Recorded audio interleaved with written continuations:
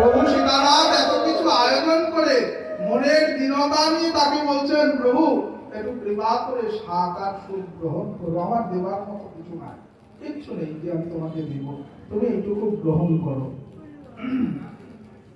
সকৃত পায়েস মৃত কুণ্ডিকা ভরিয়া 3 পাত্রে ঘনাবর্ত দুগ্ধ রাখে ধরিয়া। ওইদিকে 50টা হয়ে গেল, এইবার আবার বলছেন সকৃত পায়েস মৃত কুণ্ডিকা ভরে একদম পারসের পাশে পাশে রাখা আছে, শুধু পায়েস রেখে ক্ষান্ত হননি, তারপরে ঘনাবর্ত দুগ্ধ মানে দুধকে ঘন করে জাল দিয়েছে ক্ষীরের মতো করে, সেই ঘনাবর্ত দুগ্ধ আলাদা আলাদা পাত্রে প্রতিটি ভোগের পাশে রাখা আছে প্রভুদেব সেবার জন্য। দুগ্ধ রাখে তো ধরিয়া সকৃত পায়েস মৃত কুণ্ডিকা ভরিয়া 3 পাত্রে ঘনাবর্ত দুগ্ধ রাখে ধরিয়া। দুগ্ধ চিরা কলা আর দুগ্ধ লকলকি যতেক করিলা তাহা কহিতে না সকি।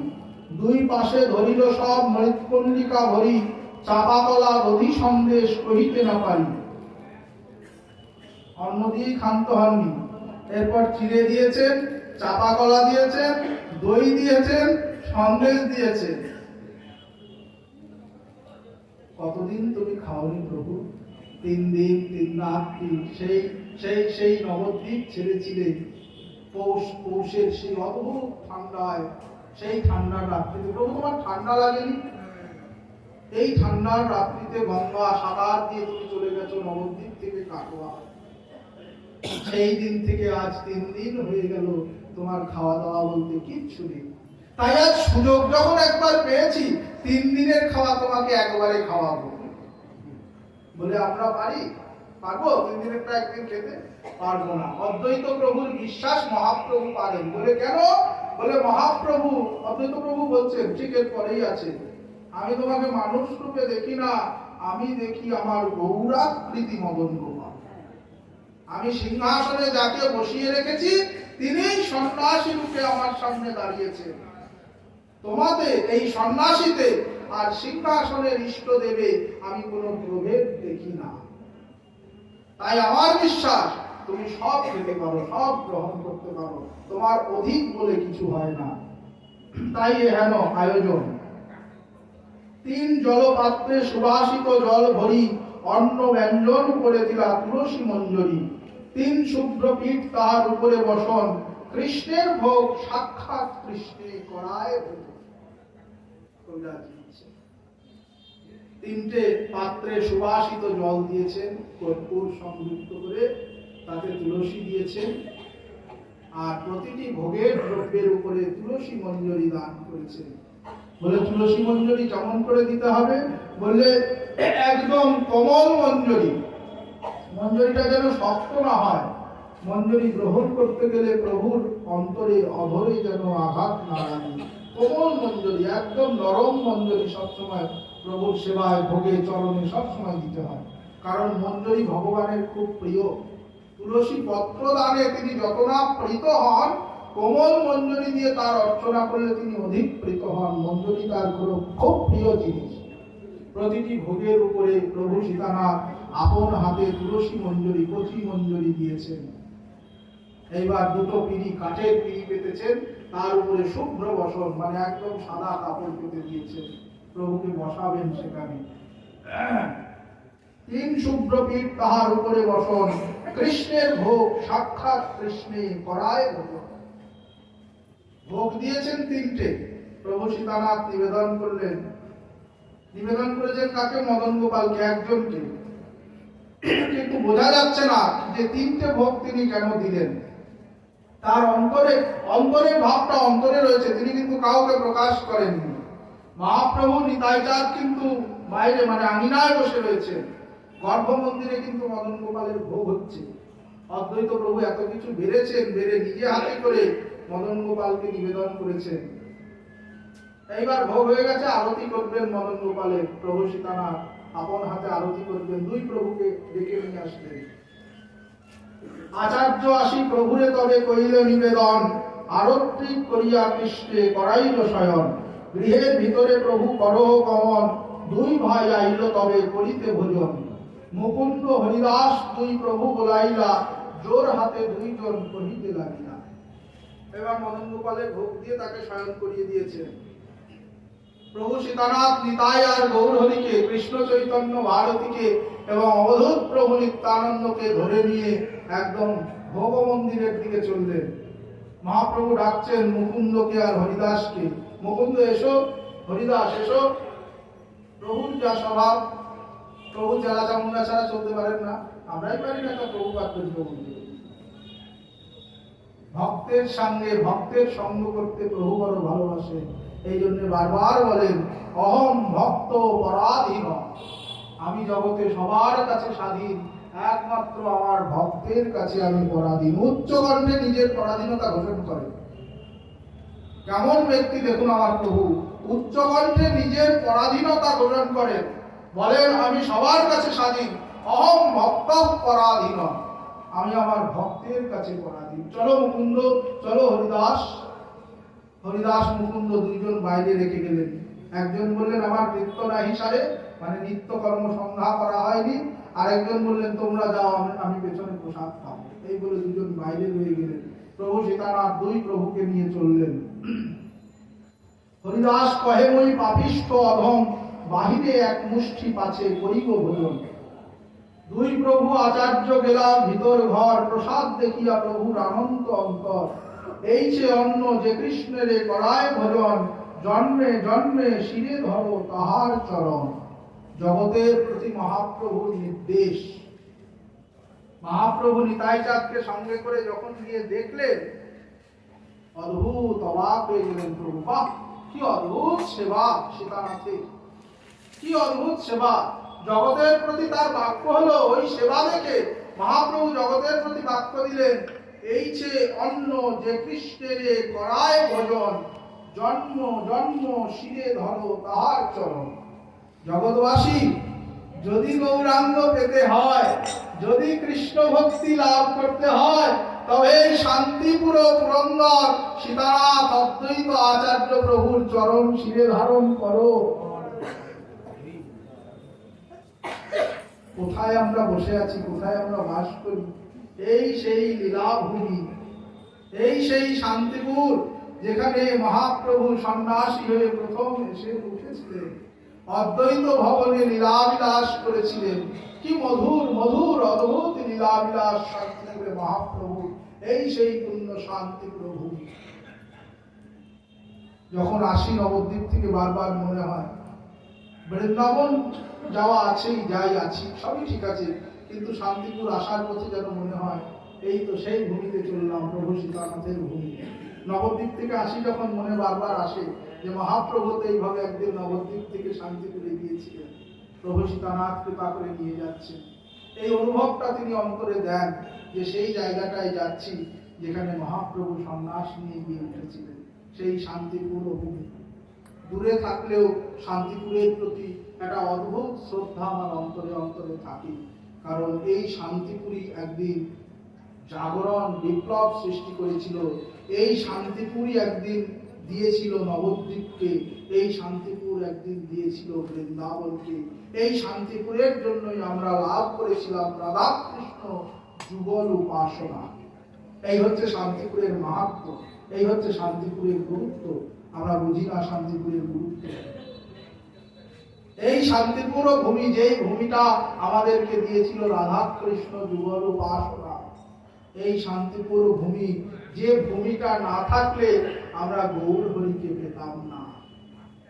সত্যি না? যদি অদ্বৈত প্রভু না থাকতেন তবে আমরা মহাপ্রভুকে কোথায় পেতাম? কোথায় ছিলেন নিতাই চাঁদ সেই দিন, যেই দিন জগৎটা শেষ হয়ে যাচ্ছিল? প্রভু চোখের জল ফেলতে ফেলতে অবাক হয়ে গিয়েছিলেন। নিতাই চাঁদ পরবর্তীতে এসেছিলেন মহাপ্রভুর কাছে, কিন্তু সেই অন্ধকার যুগটায় যখন জগৎ ধ্বংস হয়ে যাচ্ছে, জগতের দুঃখ দেখে প্রভু সীতানাথ চোখের জল ফেলে মহাপ্রভুকে এনেছিলেন। তবে না আমরা গৌরাঙ্গ পেয়েছি, তবে না আমাদের অন্তর, এই তাপিত অন্তর শীতল হয়েছে গৌরাঙ্গকে, গৌরাঙ্গ সঙ্গ করে, গৌরাঙ্গ নাম করে, গৌরাঙ্গ মাধুর্য দর্শন করে, তার সেই সুধারস পান করে, তবে না আমরা তৃপ্ত হয়েছি। আমরা গৌর ভক্ত যারা, গৌরবাসী জন যারা, যারা গৌরাঙ্গ বলে সুখ পায় অন্তরে, তারা সারাটা জীবন ঋণী এই শান্তিপুরের ভূমির কাছে, শান্তিপুরের মাটির কাছে। কারণ এই শান্তিপুর না থাকলে কোনোদিন নবদ্বীপ হতো না। আর নবদ্বীপ যদি না হতো, যদি মহাপ্রভু না আসতেন, আমরা চিনতাম না কোনটা বৃন্দাবন, চিনতাম না কোনটা নীলাচল পুরী, কিচ্ছু চিনতাম না, কিচ্ছু জানতাম না। আমাদেরকে পুরী চিনিয়েছেন মহাপ্রভু, আমাদেরকে বৃন্দাবন চিনিয়েছেন মহাপ্রভু। সেই মহাপ্রভুকে যিনি এনেছেন তিনি হলেন শান্তিপুর পুরন্দর অদ্বৈত আচার্য প্রভু সীতানাথ, যার অসাধারণ গুরুত্ব আমাদের প্রত্যেকের জীবনে, কিন্তু তেমন ভাবে আমরা তার গুরুত্বটা অনুভব করতে পারি না, উপলব্ধি করতে পারি না। তিনি যেন আমাদের জীবনে ভাষা ভাষা হয়ে থেকে গেছেন সারাটা জীবন, কিন্তু তার জীবনটাই ছিল গৌরাঙ্গ সাধনাময় জীবন। মহাপ্রভুকে এনে একদম ভোগের ঘরের সামনে দাঁড় করিয়েছেন। মহাপ্রভু বলতে বাধ্য হলেন, তার চরণ শিরে ধারণ করো, তবেই কিন্তু বৃন্দাবন লাভ তোমার সম্ভব। এই যে অন্য যে কৃষ্ণের করায় ভোজন, জন্মে জন্মে শিরে ধরো তাহার চরণ। প্রভু জানে তিন ভোগ কৃষ্ণের নৈবেদ্য, আচার্যের মনঃ কথা মনে প্রভুর বেদ্য। প্রভু কহে বৈশ্য তিনে করিয়ে ভোজন, আচার্য কহে আমি করিব পরিবেশন। মহাপ্রভু মনে মনে ভাবছেন যে তিনটে ভোগই বোধহয় কৃষ্ণের নৈবেদ্য, কিন্তু অদ্বৈত প্রভুর মনোবাসনা তো তা নয়। তিনি তো নিত্য প্রতিদিন তিনটে ভোগ দেন না, তিনি তো প্রতিদিন একটা ভোগই দেন। আজকে তো দুটো ভোগ অতিরিক্ত দিয়েছেন। কার জন্য? বলে একটা প্রভু নিতাই চাঁদের জন্য, একটি গৌর হরির জন্য। মহাপ্রভু ভোজনে বসতে যাবেন, সীতানাথ অনুরোধ করেছেন প্রভু ভোজনে বসবেন। অদ্বৈত প্রভুকে ডাকছেন, এসো সীতানাথ, আমরা তিনজনে একসাথে ভোজনে বসি। প্রভু সীতানাথ বলছেন, না, আজই আমি করিব পরিবেশন। তোমরা দুইজনে ভোজনে বসো, আজ আমি নিজে হাতে তোমাদেরকে সেবা দেব, নিজে হাতে সেবা করাবো। আচার্য কহে আমি করিব পরিবেশন, কোন স্থানে বসিব আর আনো দুই পাত, অল্প করি তাহে আনো দেহ ব্যঞ্জন ভাত। এই দেখুন, এই জায়গাটা আমি বারবার আলোচনা করি যে আমরা তো একদম যদি প্রসাদ পেতে বসে বলি এই দুটো ভাত দাও, পাশের থেকে ভাত বলতে নেই অন্ন বলুন বলি, কিন্তু আমরা লক্ষ্য করে দেখবেন যেন কি অপরাধ করে ফেললাম ভাত কথাটা বলে। আপনি যদি বৈষ্ণব সেবায় গিয়ে বলেন যে জয়নিতাই একটু ভাত দিন তো, পারলে আপনাকে পারস থেকে পঙ্গল থেকে তুলে দেবে, বৈষ্ণব সেবায় থেকে ভাত বলবে। কিন্তু চরিতামৃতে স্পষ্ট কবিরাজ লিখছেন ভয়াকার ভাত। কেন? কারণ কি? কারণ একটাই, এই জন্য শাস্ত্রটা বুঝতে হয়, জানতে হয়। আমরা যে অন্ন বলি না ভাতকে, অন্ন মানে শুধু ভাত নয়, আপনি যা গ্রহণ করেন সেটাই অন্ন। শাস্ত্রে বলা আছে চর্ব চুষ্য লেচ্ছ প্রিয় চতুর্বিধা অন্নং ভবতু। আপনি চিবিয়ে যেটা খাচ্ছেন সেটাও অন্ন, চুষে যেটা খাচ্ছেন সেটাও অন্ন, লেজ্জ মানে চেটে যেটা খাচ্ছেন, চাটনি জুত করে যেটা খান ওটাও অন্ন, আবার যেটা পান করছেন জল ওটাও অন্ন। কারণ বলে অন্ন কথাটা এসেছে অস ধাতু থেকে। অস ধাতুর অর্থ হচ্ছে ধারণ আর পালন। আপনার এই দেহটাকে ধারণ করতে গেলে, এই দেহটাকে পালন করতে গেলে যা যা আপনার দরকার সেটাই অন্ন। আপনার দেহটাকে বাঁচিয়ে রাখতে গেলে ভাত, ডাল, রুটি, তরকারি, জল সবই দরকার, সবকিছুই অন্ন। কিন্তু আমরা বুঝি না, আমাদের একটা ভ্রান্ত ভুল ধারণা যে অন্ন মানে ভাত। কখনো অন্ন মানে ভাত নয়, অন্ন মানে সমস্ত কিছুই অন্ন। আপনি চিবিয়ে যেটা খাচ্ছেন সেটাও অন্ন, চুষে যেটা খাচ্ছেন সেটাও অন্ন, এত ঢক ঢক করে গলায় যেটা ঢালছেন সেটাও অন্ন, আবার চেটে যেটা খাচ্ছেন সেটাও অন্ন, সব অন্ন। আপনি দেহটাকে পালন করার জন্য যা যা গ্রহণ করছেন প্রত্যেকটাই অন্ন। চর্ব চস্য লেজ্জপীয় সর্বেত্তামিতি বা অন্ন, এই চারটে জিনিসই অন্ন। এই জন্য কবিরাজ তো শাস্ত্রজ্ঞ, তিনি লিখলেন না যে অন্ন। অন্ন মানে তো সব অন্ন, তরকারিটাও অন্ন, ডালটাও অন্ন, চাটনিটাও অন্ন, পায়েসটাও অন্ন। তিনি একদম স্পষ্ট গোড়া বাংলায় লিখলেন ভয়াকার তো ভাত, অল্প করি তাহে আমি দেহ ব্যঞ্জন ভাত। শুনে নিলেন? ভয়াকার তো ভাত, অন্ন কিন্তু বলা নেই এখানে, ভাত বলা আছে। আর যেন কেউ আপনাদের ভুল না বুঝাতে পারে, ভুল বুঝবেন না জীবনে কখনো। একদম তাকে বলবেন চরিতামৃত খোলো, চরিতামৃত খুলে অদ্বৈত ভোজনে মহাপ্রভুর বিলাসে যাও, সেখানে দেখো লেখা আছে ভয়াকার তো ভাত। ভাত মানে ভাতই, অন্ন মানে কখনো ভাত নয়। অন্ন মানে সর্বত্রটাই অন্ন, যা যা আপনি দিচ্ছেন সবটাই অন্ন, আর ভাত মানে ভাত। মহাপ্রভু তার শ্রীমুখে বলছেন অদ্বৈত প্রভুকে, অল্প করি আনি দেহ ব্যঞ্জন আর ভাত, যা যা দিয়েছো অল্প অল্প করে তুলে আনো, একটু ভাত দাও না। প্রভুর অপরাধ হয়নি তো? অন্নকে ভাত বলে ফেলেছেন কিন্তু, জানি না এখন মহাপ্রভুর অপরাধ হয়েছে কিনা। শ্রী বিষ্ণু সর্ব প্রকার তরকারি একটু একটু করে তুলে দাও, সাথে একটু ভাত দিয়ে আলাদা করে একটা পাত্র দাও। কারণ বলে শাস্ত্রে বলা আছে, দেবভোগের পাত্রে ভোজন নিষিদ্ধ। আপনি যেই থালাটায় ভোগ দেন ঠাকুরকে, সেই থালাটাই যদি আপনি পেয়ে গেলেন বা একজনকে প্রসাদ দিয়ে দিলেন, সেটা উচ্ছিষ্ট হয়ে যাবে, পরের দিন আর সেবায় লাগবে না। একমাত্র পাথরের ক্ষেত্রে ছাড় আছে, প্রস্তর নির্মিত পাত্র আর কাষ্ঠ নির্মিত দারু নির্মিত পাত্রে ছাড় আছে। কাঠের বাসন যদি হয় আর পাথরের বাসন যদি হয়, সেটা কখনো উচ্ছিষ্ট হয় না। এ ব্যতীত যত ধাতব বাসন আছে সব উচ্ছিষ্ট হয়। আপনি যদি একবার সেই থালাকে এটো করে ফেলেন, খেয়ে ফেলেন, সেই থালায় আর ভোগ লাগবে না। মহাপ্রভু সাক্ষাৎ ঈশ্বর, তথাপিও তিনি বলছেন আলাদা একটা পাত্রে এনে আমাকে দাও। কারণ বলে দীনতাই বৈষ্ণবের অবলম্বন। আপনার জীবনে যদি দৈন্যতা না আসে, আপনি যদি নিচু হতে না শেখেন, আগে নত না হতে শিখলে কখনো উন্নত হওয়া যায় না। আগে নিচু হতে শিখুন, আসনটা ছেড়ে মাটিতে বসুন, আসনটা সরিয়ে মাটিতে বসুন, তবে না বুঝবো আপনার জীবনে সেই ভজনের প্রভাব আছে। ভজনের তো একটা প্রভাব থাকে, আপনার জীবন দেখলে, আপনার চলাফেরা, কথা বলা দেখলে বোঝা যাবে যে আপনি কেমন ভজন করেন। মহাপ্রভু দীনতা দেখিয়ে বলছেন, আমাকে আলাদা একটা পাত্রে সামান্য একটু তরকারি আর একটু ভাত দাও। এ যা আয়োজন করেছো, এই আয়োজন গ্রহণ করার ক্ষমতা আমার নাই। কেন জানো তো? আমি সন্ন্যাসী। সন্ন্যাসীর ভক্ষ নহে উপকরণ, পরবর্তীতেই আছে।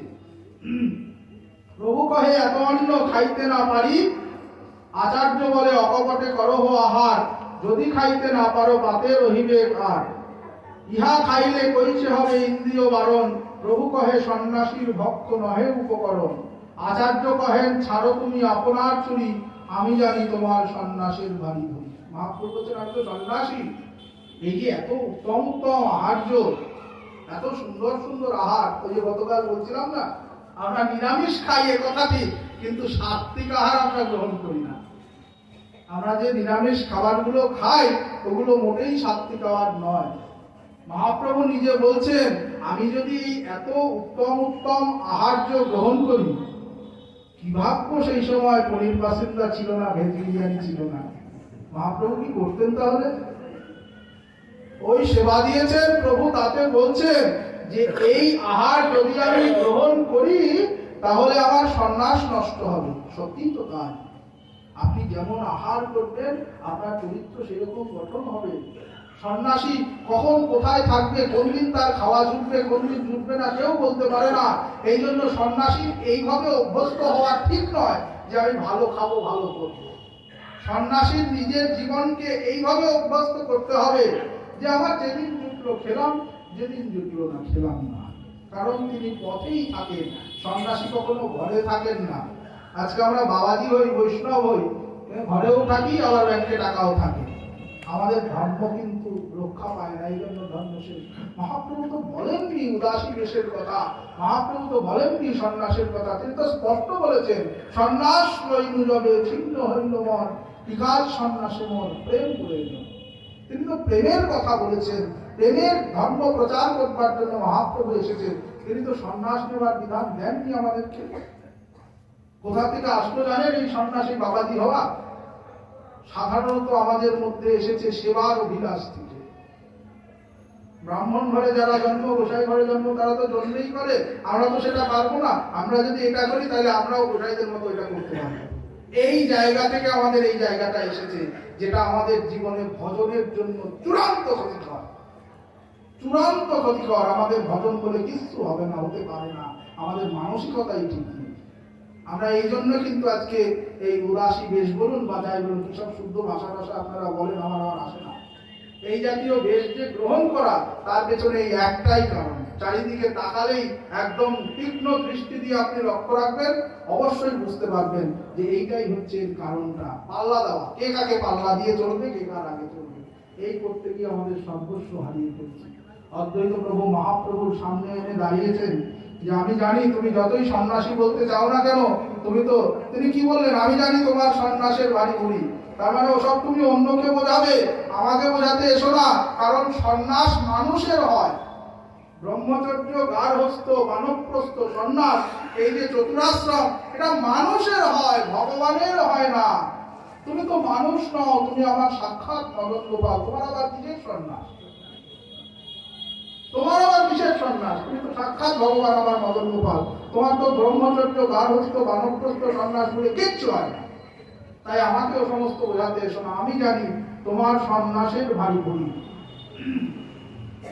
সন্ন্যাসীর ধর্ম নহে উচ্ছিষ্ট রাখিতে, প্রভু কহে এক অন্ন নাইব খাইতে। আচার্য কয় নীলাচলে খাও ৫৪ বার, একেবারে অন্ন খাও শত শত ভাগ। মহাপ্রভু অদ্বৈত প্রভুকে বলছেন যে আমি এত অন্ন খেতে পারবো না, আমাকে কিছু রেখে দিতে হবে। কিন্তু সন্ন্যাসীর ধর্ম নহে উচ্ছিষ্ট রাখিতে। খুব গুরুত্ব দিয়ে কথাটা শুনবেন, সন্ন্যাসীর ধর্ম নহে উচ্ছিষ্ট রাখিতে, মানে আমার প্রসাদ খাবে, এখন তো সবাই ডেকে ডেকে দেয় প্রসাদ নিয়ে যাও, আমি খেয়েছি, আমার থেকে প্রসাদ নাও, এসো এসো এসো। মহাপ্রভু বলছেন সন্ন্যাসীর ধর্ম নহে উচ্ছিষ্ট রাখিতে, এত অন্ন দিয়াছ মই নারিব খাইতে।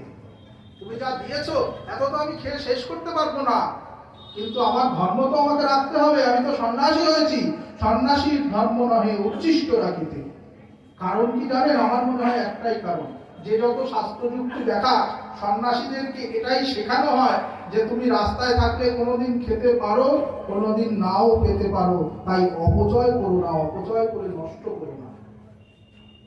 কারণ অন্ন যদি তোমার উপর বিরূপ হয়, তাহলে এমন দিনও তোমার আসতে পারে যেদিন তোমার খাওয়া জুটবে না, রাস্তায় পথে থাকবে, কোথায় থাকবে, অন্নের সংকুলন হবে না, খেতে পাবে না। তাই নষ্ট করো না, এমন কোনো আচরণ করো না যে তুমি অন্ন নষ্ট করছো, অন্ন যেন তোমার উপর বিরূপ না হয়ে যায়। এই জন্য সন্ন্যাসীদেরকে শেখানো হয় যে উচ্ছিষ্ট রেখো না, যেটুকু পারবে সেটুকুই গ্রহণ করো, সেটুকুই ব্যবহার। সন্ন্যাসীর ধর্ম নহে উচ্ছিষ্ট রাখিতে, এত অন্ন আমি খেতেও পারবো না, আর এটা শাস্ত্রের নিয়ম নয় যে আমি উচ্ছিষ্ট রেখে যাব। মহাপ্রভুকে তখন অদ্বৈত প্রভু বলছেন ওসব কথা রাখো, নীলাচলে খাও তুমি ৫৪ বার, একবারে অন্ন খাও শত শত ভাগ। তার মানে কি? প্রকারান্তরে অদ্বৈত প্রভু বললেন তুমি জগন্নাথ সুত, এটা যেমন ঠিক, তুমি জগন্নাথ, এটাও ঠিক। মহাপ্রভুর বাবার নাম ছিল জগন্নাথ মিশ্র, তাই তিনি জগন্নাথ সুত। আবার ঈশ্বর তত্ত্বে যেহেতু তিনি ঈশ্বর, তাই তিনি জগতের নাথ, তাই তিনি জগন্নাথ। জগন্নাথ সুতই জগন্নাথ।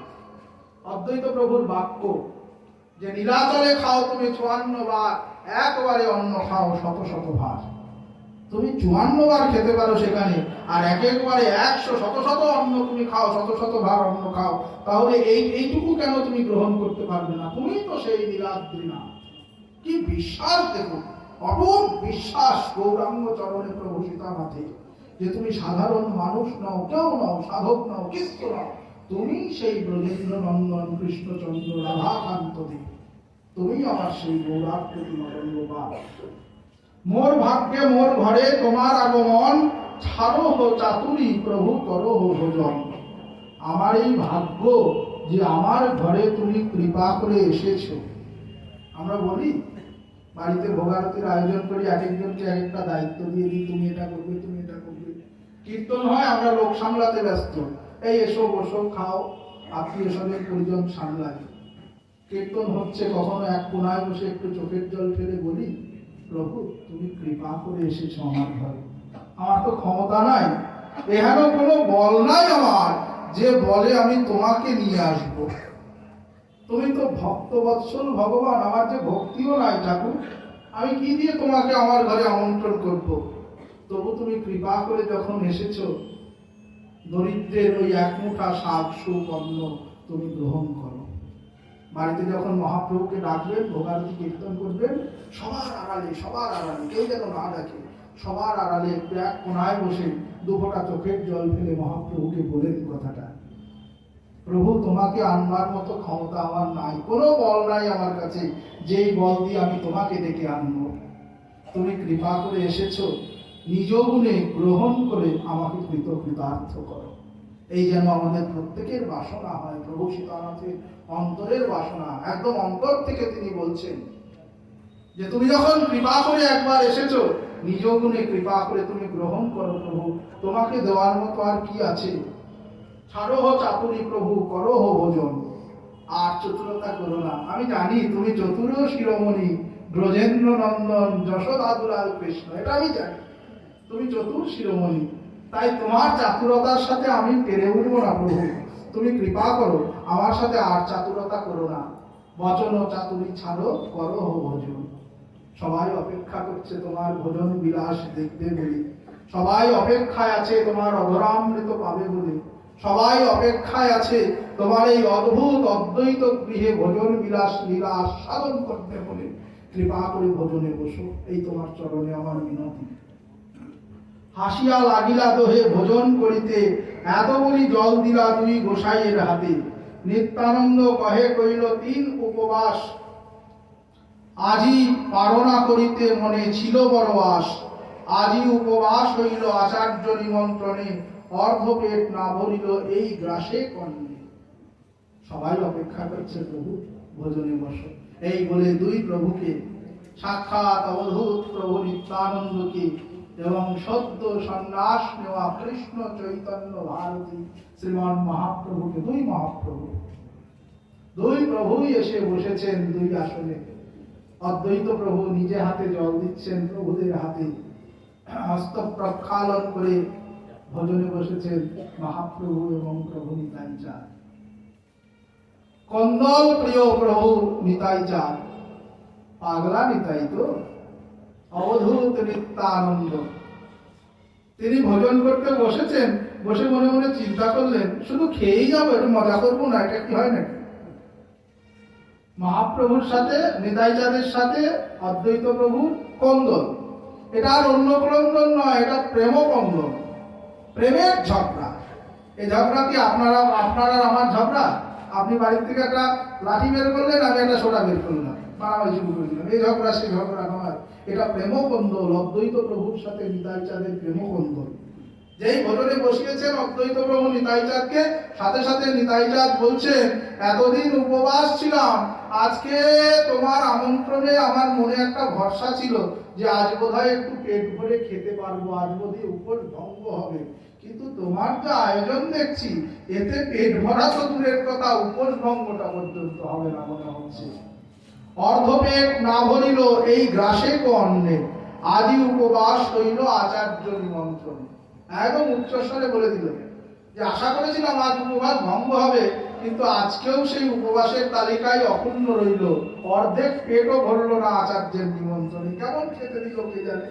প্রভু নিতাই চাঁদ বলছেন, আচার্য কহে হও তুমি দৈর্ঘিক সন্ন্যাসী, কভু ফলমূল খাও কভু উপবাসী। দরিদ্র ব্রাহ্মণ ঘরে পাইলা মুষ্টিকান্ন, ইহাতেই সন্তোষ হও ছাড়ো লভমন। তুমি দৈর্ঘিক সন্ন্যাসী, তুমি এত বড় বড় কথা বলছো, কে তোমাকে যত্ন করে খাওয়ায় শুনি, বলো তো নিতাই চাঁদ। এইবার প্রভু সীতানাথ কোমর বেঁধেছেন, ঝগড়া এবার হবেই। তুমি তো দৈর্ঘিক সন্ন্যাসী, এদিক ওদিক ঘুরে বেড়াও, যেখানে যেখানে থাকো, কে তোমাকে একদম ঘৃতান্ন পায়েসান্ন কে খাওয়ায় একটু বলো দেখি।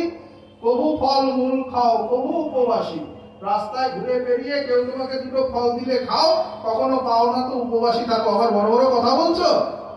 দরিদ্র ব্রাহ্মণের ঘরে পাইলা যে মুষ্টিকান্ন, আমি দরিদ্র ব্রাহ্মণ, এই দরিদ্র ব্রাহ্মণের ঘরে যে অন্নটুকু পেলা সেটুকু পেয়েই সন্তুষ্ট হও, ছাড়ো লভমন।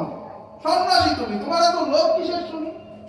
প্রভু নিতাই চাঁদকে বলছেন প্রভু সীতানাথ, দরিদ্র ব্রাহ্মণের ঘরে যে অন্নটুকু পেয়েছো এটুকুই সন্তুষ্ট হও না, এত লোভ কেন? তুমি সন্ন্যাসী মানুষ বাবা, কবু ফলমূল খাও কবু উপবাসী, তোমার এত লোভ থাকবে কেন? ওসব লোভ ছাড়ো, এইটুকুতেই তুষ্ট হও তুমি, ছাড়ো লোভ মন। নিত্যানন্দ কহে যবে কইলা নিমন্ত্রণ, ততদিনে চাহ যত করিয়ে ভোজন। শুনি নিত্যানন্দ কথা ঠাকুর অদ্বৈত, কহিলেন তারে কিছু পাইয়া পীড়িত। নিতাই চাঁদ বললেন, তা কেন শুনবো বাপু, আমি যেখানে খেতে পাই আর পাই না সেটা আলাদা ব্যাপার, তুমি গেস্ট কার্ড দিয়ে নিমন্ত্রণ করে নিয়ে আসলে সেই গুপ্তিপাড়া ঘাটের থেকে, এইবার হাত পেটে খাওয়াবে? আমি রাস্তায় খেতে পাই না দেখে তুমি আমায় আমন্ত্রণ করে আনলে, ডেকে এনে এখন হাত পেটা খাওয়াবে, সেটা আমাকে মেনে নিতে হবে? প্রভু নিতাই চাঁদ ছাড়বার ব্যক্তিত্ব নয়। যতই আমি সন্ন্যাসী ওই রাস্তায় না খেয়ে থাকি, আমাকে তাহলে নিমন্ত্রণ করবে কেন যদি পেট ভরে খেতেই না দিতে পারো? ফুটানি দেখাতে? অদ্বৈত প্রভুকে বলছেন নিতাই চাঁদ। নিত্যানন্দ কহে যবে কইলা নিমন্ত্রণ, তত দিতে চাহ জয় করিয়ে ভোজন। শুনি নিত্যানন্দ কথা ঠাকুর অদ্বৈত, কহিলেন তারে কিছু পাইয়া পীড়িত। নিমন্ত্রণ যখন করেছো তখন আমি যতটা খেতে পারবো দিতে হবে, নাইলে কপালে দুঃখ আছে। এইবার নিতাই চাঁদকে পেয়ে অদ্বৈত প্রভু পীড়িতের সহিত, খুব ভালোবাসার সহিত প্রভু নিতাইকে পেয়েছে নিজের ঘরে, পীড়িতের সহিত খুব সুন্দর একটা কথা বলছেন প্রভু সীতানাথ। ভ্রষ্ট অবধূত তুমি উদর ভরিতে, সন্ন্যাস করিয়াছ বুঝি ব্রাহ্মণ দণ্ডিতে। তুমি তো ভ্রষ্ট অবধূত, তোমার এত খাওয়ার লালসা, উদর পূরণের এত লালসা, তাহলে তুমি কিসের অবধূত? সন্ন্যাস করিয়াছ বুঝি ব্রাহ্মণ দণ্ডিতে। আমার ঘরে এসে আমাকে সাজা দেবে? আমি তোমাকে খেতে দিতে পারিনি, তুমি আমাকে অভিশাপ দেবে, সাজা দেবে? এই সাজা দেওয়ার জন্য তুমি নাকি সন্ন্যাসী হয়েছ? এই তোমার অবধূততা? এই তুমি অবধূত? তুমি ভ্রষ্ট অবধূত, ভ্রষ্ট অবধূত তুমি ব্রাহ্মণ দণ্ডিতে। সন্ন্যাস করিয়াছ বুঝি ব্রাহ্মণ দণ্ডিতে। তুমি খাইতে পারো 10-20 মনের অন্ন, আমি তাহা কাহা পাবো দরিদ্র ব্রাহ্মণ। যে পাইয়াছ মুষ্টিকান্ন তাহা খাও উঠো, পাগলাই না করিহ না ছাড়াইল ঝুটো। তুমি 20 মনের অন্ন খেতেই পারো, তাই বলে আমি তোমাকে কোথার থেকে দেবো সেই 20 মনের অন্ন? আমি দরিদ্র ব্রাহ্মণ, যেটুকু পেয়েছি দিয়ে খেয়ে উঠো। তারপরেই বলছে না ছড়াইও ঝুটো। প্রকারান্তরে বলে দিল যে ঝুটটা ছড়িও। ঝুট মানে এটা উচ্ছিষ্ট। পাগলাই না করিও না ছড়াইও ঝুটো। পাগলামি করিও না, ঝুট ছড়িও না। প্রভু নিত্যানন্দ কি বলেছিল যে আমি এখন ঝুটা মারবো তোমার গায়ে? তা তো বলেনি। প্রভু সীতানাথ এই নীতিবাচককে ইতিবাচক রূপে বললেন। আমরা বাংলায় পড়েছি দেখবেন, নেতিবাচক শব্দ, ইতিবাচক শব্দ। নেতিবাচক শব্দ হচ্ছে যে বাক্যে না বোঝায়, আর ইতিবাচক শব্দ হচ্ছে যেই বাক্যে হ্যাঁ বোঝায়। আমি বলবো কথাটা, সেই বাক্যটা দিয়ে মনে হবে আমি না বলছি, কিন্তু প্রকারান্তরে সেটা যদি বিচার করে বোঝা যাবে বাক্যটা হ্যাঁ বাচক বাক্য। ঠিক সেই রকম ঘটনা ঘটলো। প্রভু সীতানাথ নিতাই চাঁদকে বলে দিলেন পাগলাই না করিও না ছড়াইও ঝুটো। প্রভু নিতাই চাঁদ তো বলেনি যে আমি এখন ঝুট ছড়াবো, তার মানে বললো যে তুমি পাগলামি করো, পাগলামি করে ঝুট ছড়াও। প্রভু সীতানাথ বললেন নিতাই চাঁদকে পাগলাই না করিও না ছড়াইও ঝুটো। যে পাইয়াছ মুষ্টিকন্ন তাহা খাইয়া উঠো, পাগলাই না করিও না ছড়াইও ঝুটো। এই মতে হাস্যরসে করে ভোজন, অর্ধ অর্ধ খাইয়া প্রভু ছাড়েন ব্যঞ্জন। সেই ব্যঞ্জন আচার্য পুনঃ করেন পূরণ, এই মতে পুনঃ পুনঃ পরিবেশে ব্যঞ্জন। ডোঙা ব্যঞ্জন ভরি করেন প্রার্থন, প্রভু কহেন আর কত করিব ভোজন। আচার্য কহে যে দিয়াছ তাহা ছাড়িবা, এখন যা দিয়াছি তার অর্ধেক খাইবা। নানা যত্ন দৈন্যে প্রভুকে করায় ভোজন, আচার্যের ইচ্ছা প্রভু করিল পূরণ। মহাপ্রভুকে একবার করে সেবা করাচ্ছে, পাত্র ফাঁকা হচ্ছে, যেইটুকু ফাঁকা হচ্ছে অদ্বৈত প্রভু আবার নতুন করে সেই পদার্থ সেই পাত্রে দিয়ে পাত্র পূরণ করে দিচ্ছেন। দিয়ে কি বলছেন যে আগে যেটুকু দিয়েছি সেটুকু রেখে দাও, কিন্তু এখন যেটুকু দিলাম তার অর্ধেক খেতে হবে।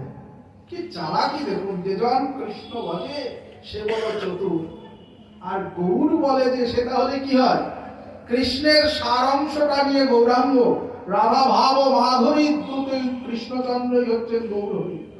তাহলে কৃষ্ণ ভজলে যদি চতুর হওয়া যায়, তাহলে গৌরাঙ্গ ভজলে কি হওয়া যায়? বলে মহা চতুর হওয়া যায়।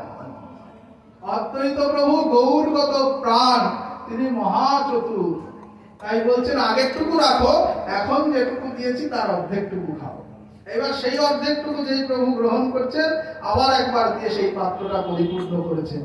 এইভাবে পুনঃ পুনঃ বারবার করে পাত্র পরিপূর্ণ করে দিচ্ছেন প্রভু সীতানাথ। ভোজন বিলাস চলছে অদ্বৈত গৃহে, শ্রীমন মহাপ্রভুর ভোজন বিলাস। সকলে দর্শন করে কৃত কৃতার্থ। এই মতো হাস্যরসে করায় ভোজন, অর্ধ অর্ধ খায়া প্রভু ছাড়েন ব্যঞ্জন। প্রভু কহেন আর কত করিব ভোজন, ডোঙা ব্যঞ্জন ধরি তবে করেন প্রার্থন। আচার্য কহে যে দিয়াছি তাহা ছাড়িবা, এখন যা দিয়াছি তার অর্ধেক খাইবা। নিত্যানন্দ কহে মোর পেট না পুরিল, লইয়া যাও তোর অন্ন কিছুই না খাইল। এত বলি এক গ্রাস অন্ন হাতে লইয়া, উঝালিল ফেলিল আগে যেন ক্রুদ্ধ হইয়া। মহাপ্রভু ভোজন করছেন, নিতাই চাঁদ ভোজন করছেন। করতে করতে পাগলা অবধূত নিতাই চাঁদের সীতানাথের কথা মনে পড়লো, যে বলেছিল তো এটা করতে হবে তার মনে। অমনি খেতে খেতে এক মুষ্টি অন্ন হাতে নিয়ে প্রভু সীতানাথের দিকে ছুঁড়ে মারল, মেরে বলল তোর অন্ন তুই নিয়ে যা, তোর অন্ন আমি খেলাবো না নিলাবো না।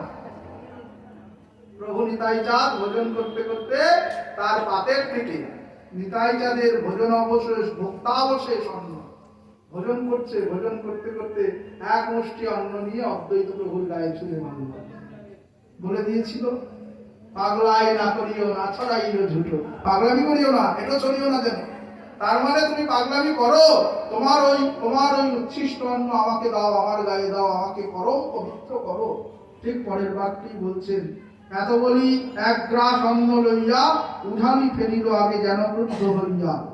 ভাত দুই চারি লাগিল আচার্যের অঙ্গে, ভাত অঙ্গে লইয়া আচার্য নাচে বড় রঙ্গে। অবধূতের ঝুট মোর লাগিল অঙ্গে, পরম পবিত্র মোরে করিল এই ঢঙ্গে। তোরে নিমন্ত্রণ করি পাইনু তার ফল, তোর জাতি কুল নাই সহজে পাগল। আপনার সমমরে করিবার করে, ঝুটা দিলে বিপ্র বলি ভয় না করিলে। নিতাই চাঁদের অন্ন প্রসাদ, অবধূতের প্রসাদ, প্রভু নিতাই প্রসাদ। প্রসাদ মানে কি? যার মধ্যে প্রসন্নতা আছে। আমরা প্রসাদ কেন গ্রহণ করি?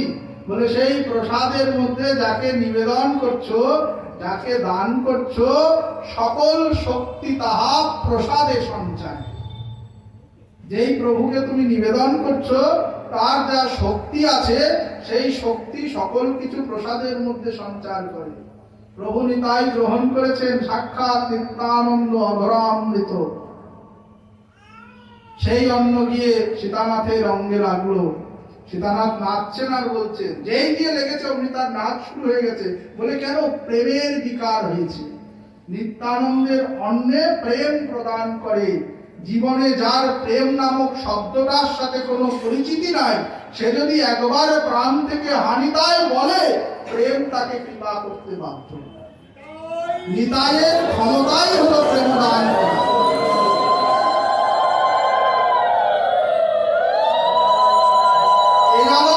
প্রেম দেবার ক্ষমতা একমাত্র আছে প্রভু নিত্যানন্দের। নিতাই বিনা এ জগতে প্রেম দান কেউ বলতে পারে না, কেউ দান করতে পারে না।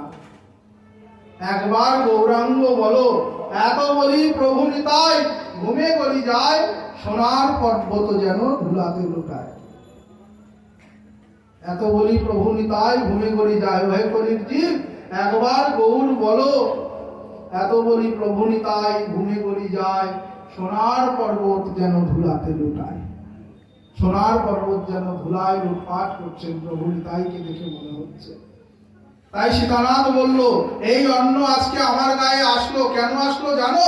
আমি তো সংসারী জীব, সংসারের মালিন্যে পাকে সবসময় ডুবে থাকি। সেই সংসার মালিন্য পাক থেকে আমাকে মুক্ত করবার জন্য সাক্ষাৎ অবধূত প্রভু নিত্যানন্দ এসে আজ কৃপা করে নিজের অধরামৃত আমাকে দান করে, আমাকে সংসার পাপ থেকে মুক্ত করে প্রেম ভক্তি প্রদান করলেন।